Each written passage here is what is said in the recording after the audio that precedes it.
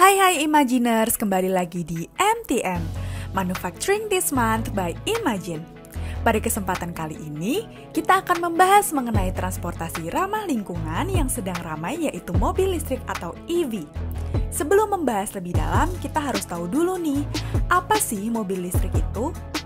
Singkatnya, mobil listrik bergerak menggunakan motor yang menggunakan energi listrik yang asalnya dari baterai. Mobil listrik sendiri sebenarnya juga bukan merupakan hal yang baru. Mobil listrik pertama sudah ada sejak tahun 1832 dan diciptakan oleh Robert Anderson. Dan pada tahun itu, beberapa penemu juga sudah melakukan eksperimen tentang mobil listrik. Di era modern sendiri, mobil listrik yang pertama dipasarkan ialah Tesla Roadster yang pada tahun 2008 yang merupakan asal dari Amerika Serikat. Lalu, bagaimana perkembangan mobil listrik di era modern ini? Perkembangan mobil listrik global sendiri sebenarnya sangat berkembang pesat dalam 10 tahun terakhir. Hal ini dibuktikan berdasarkan data dari EV Volumes yang menunjukkan pada tahun 2013 ada sekitar 206.000 mobil listrik terjual dan hingga tahun 2022 meningkat hingga 50 kali lipat menjadi 10 juta kendaraan. Peningkatan kendaraan listrik ini juga merupakan bagian dari tujuan Zero Net Carbon yang digagas oleh PBB. Beberapa negara di dunia sudah memulai ekosistem kendaraan listrik. Saat ini perbandingan kendaraan listrik dengan kendaraan bahan bakar fosil adalah 1:70 dan untuk mencapai tujuan Zero Net Carbon, perbandingan harus dicapai adalah 1:6. Dalam perkembangannya, saat ini penguasaan pasar EV adalah Cina, Eropa, dan Amerika Serikat. Dan pada tahun 2022, 60% pasar EV dikuasai oleh Cina, dan lebih dari separuh kendaraan listrik di dunia asalnya dari Cina. Lalu, bagaimana dengan Indonesia sendiri? Apakah Indonesia sudah bisa terjun dalam pengembangan EV global? Indonesia sendiri telah memulai komitmen untuk mengentaskan masalah iklim. Karenanya, Indonesia mulai menggalakkan penggunaan mobil listrik ke masyarakat, mulai dari peningkatan infrastruktur seperti SPKLU hingga subsidi pajak. Dalam pernyataannya, Bapak Wilfried Siregar yang menjabat sebagai Senior Officer Niaga Kantor Pusat PLN mengungkapkan bahwa dalam 2 tahun belakangan ini, perkembangan EV di Indonesia meningkat pesat. Hal ini bisa dilihat dari banyaknya masyarakat Indonesia yang mulai menggunakan kendaraan listrik, serta mulai banyak dibangun stasiun pengisian kendaraan listrik umum atau SPKLU di Indonesia.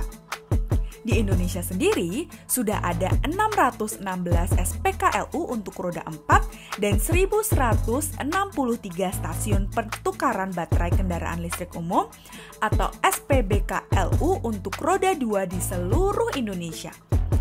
Bagaimana dengan baterai kendaraan listrik tersebut? Apakah sudah siap memenuhi kebutuhan pasar? Indonesia sendiri saat ini masih menjadi konsumen EV dan belum banyak memproduksi buatan sendiri. Namun, Indonesia dikabarkan akan menjadi salah satu negara yang menjadi produsen baterai EV dalam waktu dekat. Hal ini bisa dilihat dari beberapa perusahaan asing yang mulai membangun pabrik baterainya di Indonesia. Beberapa di antaranya adalah LG, perusahaan teknologi asal Korea yang membangun pabrik di kawasan Karawang dan akan memulai produksi massalnya pada tahun 2025. CALT, BASF, dan British Volt yang merupakan perusahaan asal Cina, Jerman, dan Inggris itu pun dikabarkan akan membangun kendaraan listrik di Indonesia dalam waktu dekat. Hal ini dikarenakan Indonesia memiliki cadangan nikel terbesar di dunia yang merupakan bahan baku pembuatan baterai mobil listrik.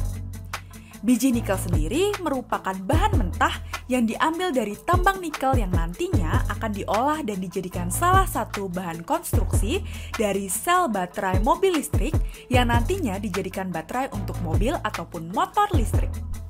Meskipun kita memiliki bahan baku yang dibutuhkan, Indonesia masih belum mampu untuk mengelolanya hingga menjadi baterai. Hal ini dikarenakan masih terbatasnya teknologi serta SDM kita untuk mengelola hal tersebut. Namun, Wakil Presiden KH Ma'ruf Amin mengucapkan bahwa pemerintah sangat menyadari pentingnya penggunaan berbasis teknologi hingga seluruh sumber daya, kebijakan, anggaran, dan pelaksanaan pembangunan dikerahkan untuk memastikan agar peningkatan mutu SDM terus terjadi. Oleh karena itu, diharapkan Indonesia mampu menjadi produsen baterai EV yang mandiri guna mengembangkan industri dan perekonomian di Indonesia. Nah, Imaginers, bagaimana pendapatmu tentang perkembangan EV di Indonesia? Apakah Indonesia ke depannya bisa menjadi produsen baterai atau bahkan mobil listrik? Tulis di kolom komentar ya. Jangan lupa di like, share, and subscribe Imagine untuk konten-konten menarik lainnya. Sampai jumpa di MTM selanjutnya.